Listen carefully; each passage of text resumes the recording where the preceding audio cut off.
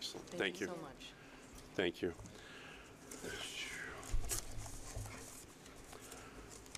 So we thank everyone for coming here today, and my special thanks to our speakers today, Medford Mayor Stephanie Muccini Burke, to Jeff Beckwith, Executive Director and CEO of the Massachusetts Municipal Association, to Melinda Garfield, President of Mass Access and Executive Director of the Westwood Media Center. This morning, I had the pleasure of speaking with an incredible group of leaders about the importance of public, educational, and governmental television, also known as PEG, or Cable Access Television. From Falmouth to Framingham, Pittsfield to Provincetown, Boston is here, Worcester is here, Springfield is here, all the way down to the smallest communities in Massachusetts. Everyone came to talk about this threat to local cable access programming.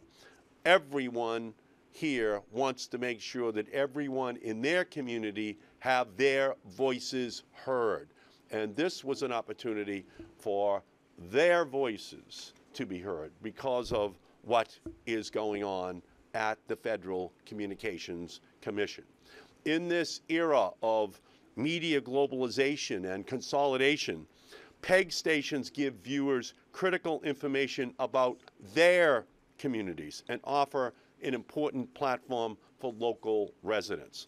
Massachusetts residents watch PEG channels to monitor local city council meetings, receive the latest news from nearby college campuses, hear about critical emergency alerts.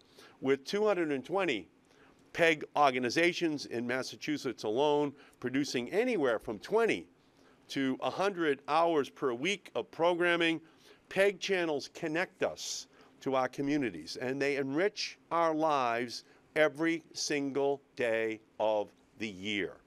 Last November, when I hosted a congressional hearing in Merrimack Valley, following the explosions that affected homes and businesses in Lawrence and Andover and North Andover, it was the local cable access channels that stayed and then rebroadcast the hearings and all of the follow-up that was going on in those three communities, because they are local. Even though we have statewide media organizations, they cover all 351 communities. These local cable access channels, they cover the communities that they, in fact, are responsible for. And they're the ones that people turn to during crisis. They're the ones that people turn to find what the local activity is that could affect their families' lives. That's what happened up in Lawrence and Andover and North Andover. When all the Boston channels pull out, the cable access channels are still there to give the continuous information about what is going on in the community. Well, today, community television faces an existential threat. The Federal Communications Commission has proposed a rule change that would allow cable companies to shirk their obligation to the communities where they operate. Under current law, towns and cities across the country and the Commonwealth are permitted to require, as part of the cable franchise agreements, the cable operators meet demonstrated community needs by setting aside channels for PEG stations. Yet, the FCC's current proposal would allow cable operators to assign a value to these channels and then subtract that amount and the value the operator places on any other in-kind contributions from the franchise fees the cable operator owes. What's in jeopardy for Massachusetts PEG stations? Potentially tens of millions of dollars in funding that otherwise would be used in the community. And as a result of these proposed changes at the Federal Communications Commission, local governments in Massachusetts and across the country would be forced to decide between supporting local PEG channels and supporting other critical institutions serving the public good, like schools and public safety buildings. That's a Sophie's choice, and it's just not right. And we're here today to say that the Federal Communications Commission should not imperil Americans' access to community television. As local newspapers and other sources of local information continue to struggle, we should be exploring ways to expand and not subtract the ways that the local residents have to learn about their communities. And we do know that local newspapers increasingly don't have the resources that they used to have. But we can't allow for the local cable access channels to lose the revenues they need in order to ensure that that flow of information continues into the homes of everyone in every community in our state. This access is worth fighting for. It's worth protecting. And that's why I have led a letter to the Federal Communications Commission with 10 of my senatorial colleagues. And I've personally spoken to the FCC, urging it to cease any rulemaking that would damage PEG channels. The FCC should work for communities, not powerful cable companies. That is what they are sworn to do. That is what the contract says that they want to do in a community, to serve the community. And so that is what the Federal Communications Commission should be all about. And so a movement across the Commonwealth and the country is growing and echoing this call. And together we're saying loud and clear that community television must be preserved. And here, representing the elected officials of all 351 cities and towns, I give you the great mayor from the city of Medford, Stephanie Wicini Burke. Welcome, Madam Mayor. Good morning, everyone. I want to thank Senator Markey for convening this amazing group of people this morning so that we could really hear from the people that know what's really going on in our cable access channels. You guys are amazing, and you had some wonderful comments that I'll share a little later. The FCC's proposed rulemaking seeks to cap the current franchise fee at 5%. However, it looks to offset the payment by in-kind items such as market value that they determine, such as PEG channel capacity. This offset could be detrimental to local cable services that include government, education, and public access. Funding is needed to staff the operations of these centers that provide education to the public on how to use the equipment, how to stream live to social media, as well as developing community programming. Just last week in the city of Medford, we held a 2-hour hearing on our Medford Square revitalization. Who was there from gavel to gavel? It was our public access channel that recorded the entire event. And then the people that are unable to come, whether they're working 2 or 3 jobs or can't leave their home, they're able to see what's going on in their community and how then they can lobby for certain things that are going on. But I want to share a couple of the comments that I heard a little earlier in the last 2 hours. This is the last bastion of net neutrality. They speak for the voiceless, the Cape Verdeans, the Haitians, all the minority segments of our community. These stations are promoting, bringing safety nets to these communities and allowing their voices to be heard so they could better connect with our cities and towns. Youth programming, after school, summer programs. We at Medford High School also have day classes in our center, so our kids are wanting to become part of the creative community of our state. Community news, better educate the community. When all is said and done, our cable channels, a big job that they do is really educating our members, not trying to sway them one way or another. It's to educate them so that they will make sound choices, whether it comes to elections or referendums or CPA going on a ballot. It's to bring information to the public, to your home, so you can watch it at your convenience. And a couple of other things, freedom of speech. Where else do you get the freedom of speech but on these cable channels? We see it firsthand in our city, and I know across the state we experience it, where it's really you're able to say what's on your mind, and nobody says you can't. So these really are the last bastions of freedom of speech. So I urge everyone to fight alongside all our cable access providers, our great senator here. Jeff will speak in a minute from MMA, but continue to write your congresspeople to let them know that this is so important. We cannot lose this critical funding. Thank you. Thank you. Now we're going to hear from Jeff Beckwith from the Mass Municipal Association. Thank you, Jeff. Thank you, Senator. This is an example of why community programming is so critically important. Part of the vision that Senator Markey, then Congressman Markey, had when decades ago he was making sure that the cable industry that was just being formed and organized in a way that was responsive to the communities of this nation and of Massachusetts, of course. And also that the cable companies, in receiving this opportunity to lay wires on public ways, to use the public property to build an infrastructure that would make them billions of dollars, that the cable companies themselves had an obligation to make sure that this new industry presented citizens, residents, everyone with the broadest array, the most diverse array of information sources and services.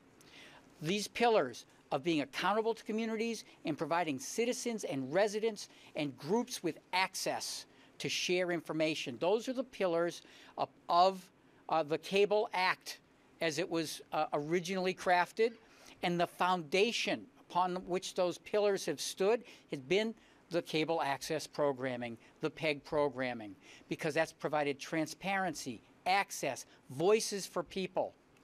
And what's the issue today?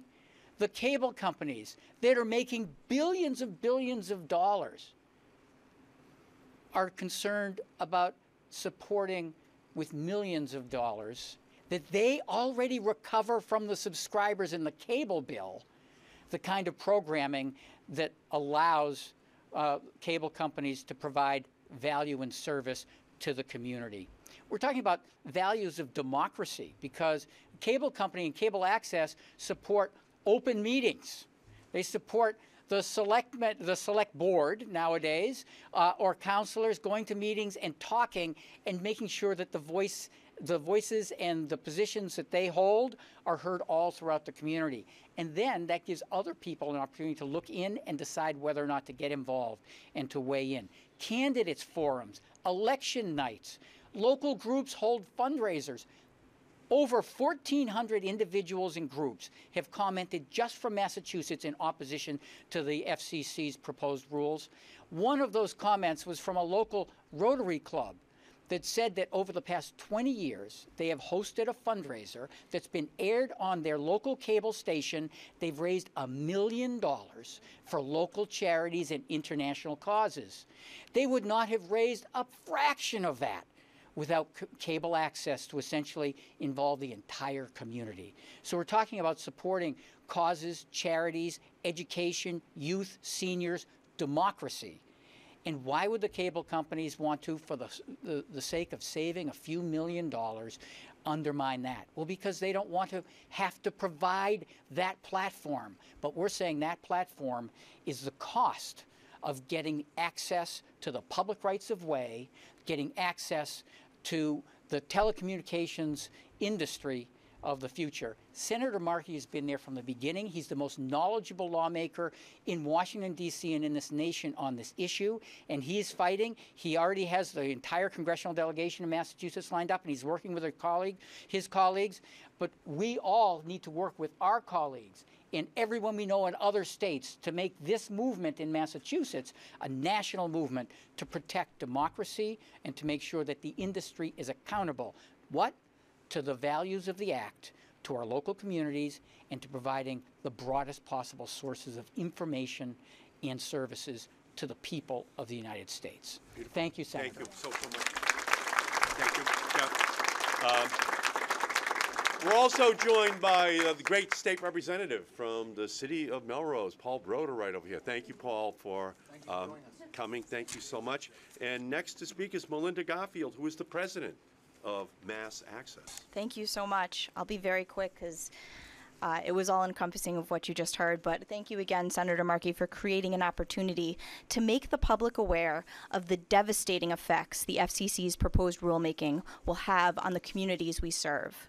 For the last 30 years plus, community television stations have delivered vital services, helping residents of Massachusetts to be an informed citizenry, educating and empowering residents, and making it possible to get their messages distributed.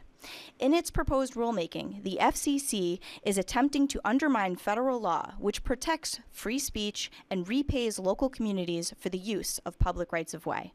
If enacted, the residents of the Commonwealth face the real possibility of losing access to their local government meetings, local sports, community events, along with the ability to take advantage of what are now considered free video services in their towns and cities. Massachusetts has the highest concentration of community media centers in the country. This means that not only will the services we provide cease to exist, but a measurable and meaningful economic impact will also be felt. Community media centers spend millions of dollars a year on technology equipment, facility rent, and small business services. We employ hundreds of people and give opportunities to millions of residents. None of this can be replaced with faceless internet platforms. The FCC would have you believe that community media is an antiquated ideal or a relic of a previous technological era, but they are simply ill-informed. Community media has evolved from its modest roots to become a staple in the fabric of the communities we serve, and its loss will be felt for decades to come. Across the country, local print media is disappearing, creating media deserts that only community media is equipped to bridge. Our coverage of local government is gavel to gavel, unedited and unbiased. It promotes transparency and allows municipal departments to reach community viewers to distribute vital information. Through production and airing of debates, forums, and candidate profiles, community media helps to educate voters before elections. It allows for documentation and archiving of municipal meetings, a service that would otherwise cost thousands of dollars annually. The Cable Act of 1984 was put into place so that Americans would have access to technology and a platform on which to express themselves.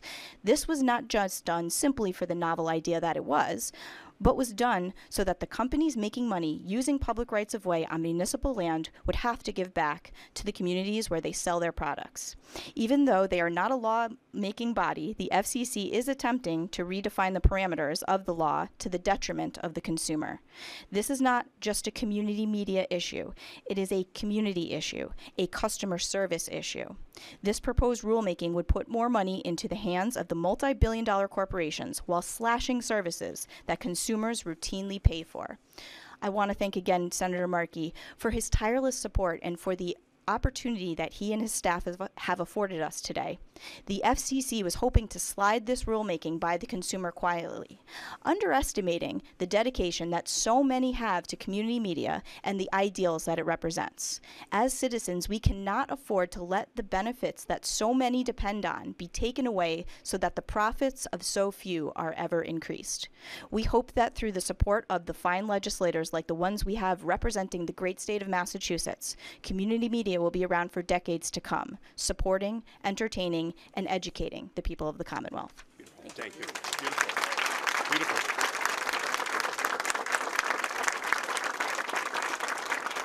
So we're proud here in Massachusetts that the shot heard round the world was fired here.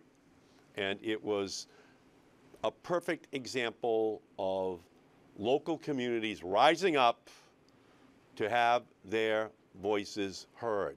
And that slogan, no taxation without representation, still lives in 351 cities and towns. They want to know what their public officials are doing.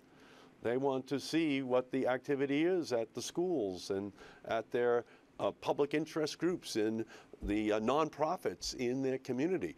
They want to make sure that the new arrivals in their community, whether they be Angolan or Haitian or Cape Verdean, you name it, that they have their voices heard as well. That's what is still alive and well. So we're the revolutionary state And this is where the revolution begins against the Federal Communications Commission. This is where the fight begins, and we're going to spread this across the whole country, because at jeopardy is nothing less than democracy, nothing less than the voices of ordinary citizens in every single city and town in Massachusetts and the whole country, and we are in now for the fight. So we thank all of you for coming here today, and if there are any questions, I will be glad to answer them.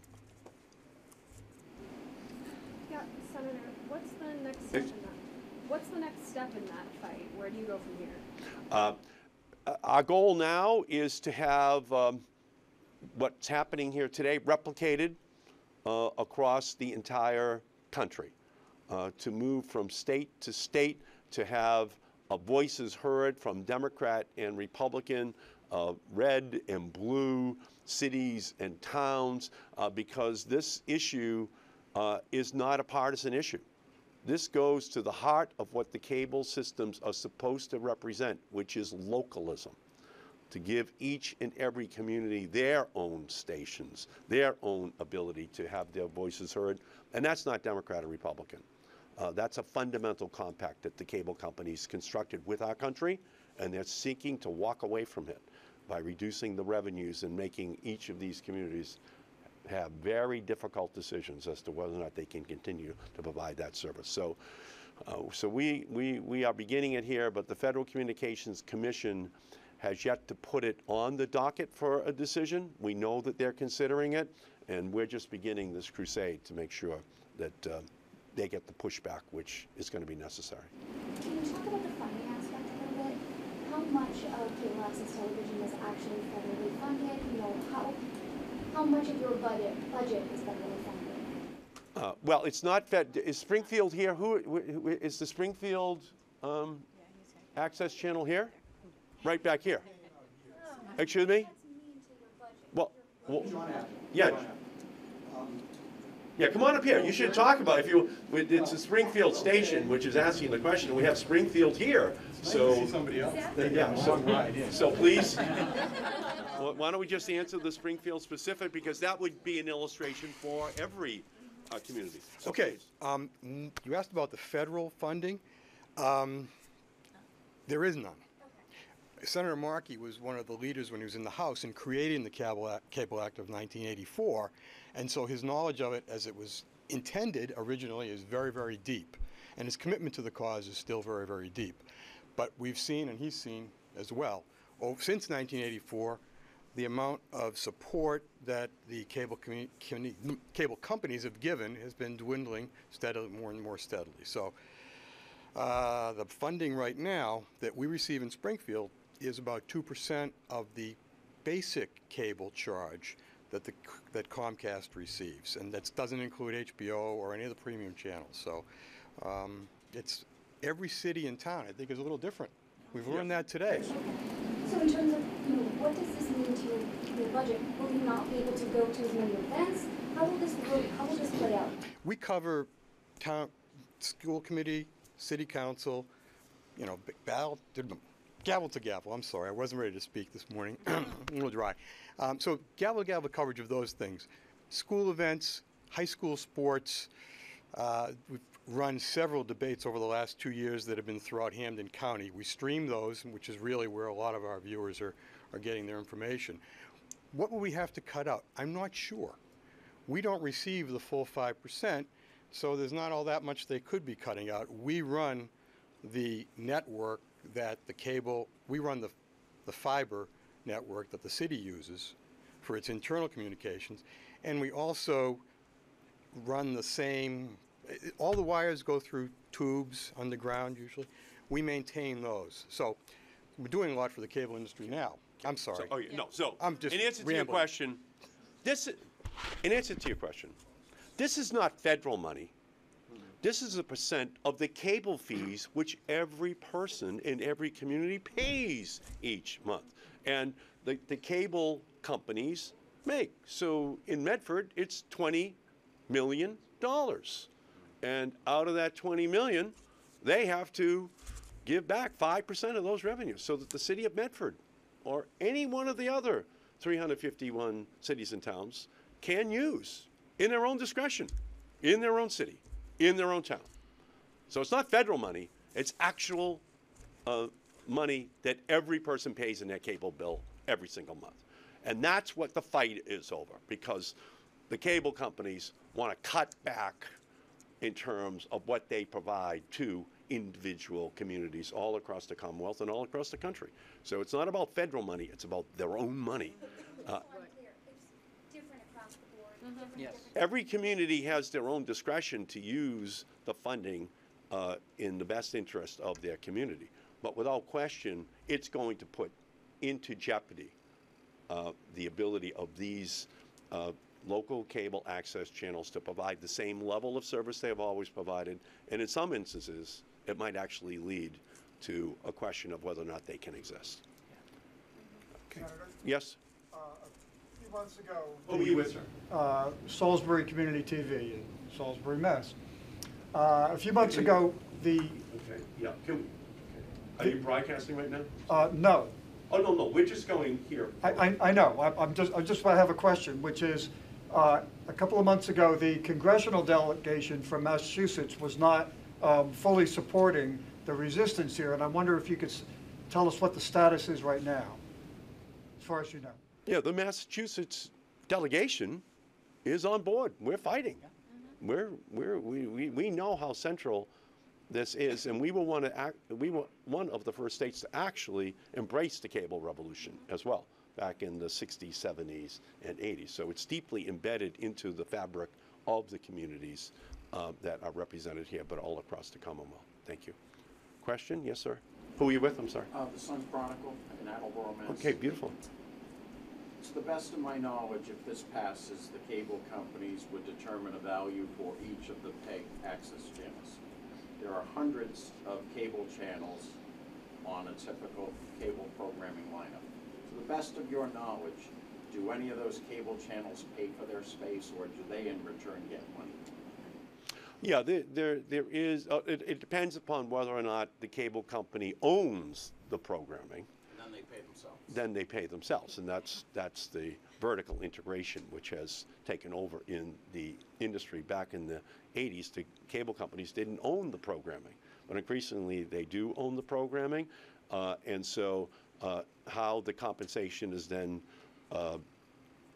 developed for them paying the tennis channel or the Hallmark channel. But the tennis channel doesn't pay Comcast to get on Comcast, No. which if this were to pass, No. PEG would be paying to get Peg. So it's turning it all upside down, and it's also saying, oh my goodness, we're giving these valuable channels to a local community, although it was part of the bargain that they struck in 1984. But when you scroll through all of the channels that are there, and some of them have, as we know, questionable content, very questionable content, they consider all those channels to be invaluable. And we know that in many instances we would not want children to even have an idea that those channels are on the system, but they're there.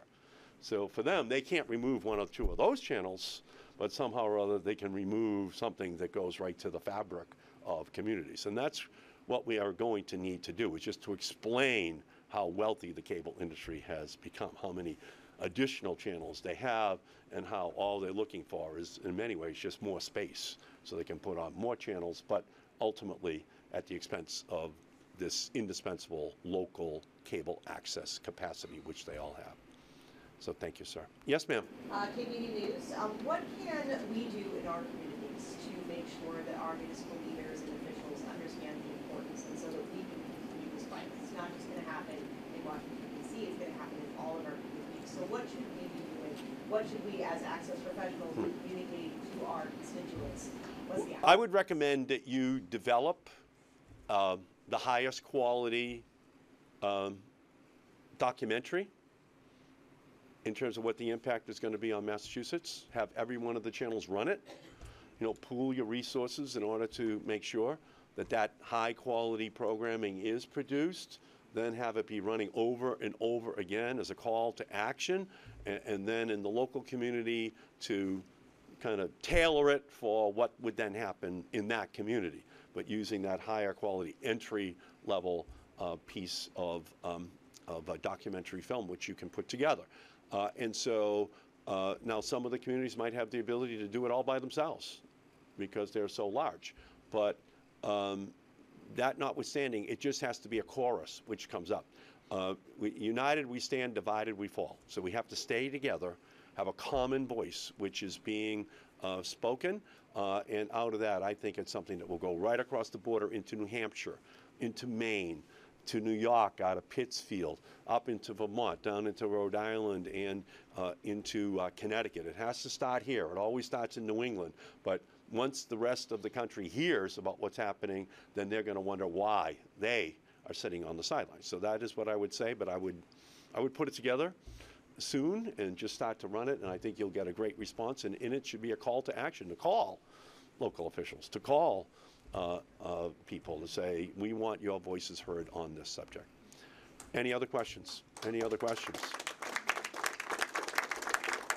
Yes, sir. Senator, off topic, what are your thoughts on the administration's talks this week about the border, the southern border, and shutting it down? President Trump is only going to make things worse. He is taking a bad situation and he's only further complicating it. The president wants to cut off all aid for Honduras and Guatemala and El Salvador. Well, that money is being used to deal with MS-13. It's being used to deal with these gangs. It's being used within those countries as a way to help the situation. Their problems of poverty, hunger, injustice. If we pull out the resources that we give to them, it's only going to worsen those conditions and only put more pressure on our border. So I just completely disagree with the president. I think he just uses the wall as a political toy without actually talking about working together with Democrats to put together solutions that would work. Yes? Senator, another off-topic question. If you could comment on the accusations of the former Nevada lawmaker against Vice President Biden. I believe Lucy Flores. I think she has a right to speak her truth. I think it's important for women to demand that they be respected. I think it's critical for all of us to give her that respect and to make sure that across our society that we reduce dramatically as each day, week, and year goes by the way in which women are in fact disrespected. Do you think the Vice President should run for office? I think that's a decision which Joe Biden is going to have to make, and then it's a decision which the voters of the United States are going to have to make, weighing his conduct. Senator? Yeah, just wait one second. Just wait one second. Yeah. Any other questions here? Thank you all so much. Much appreciated. Thank you.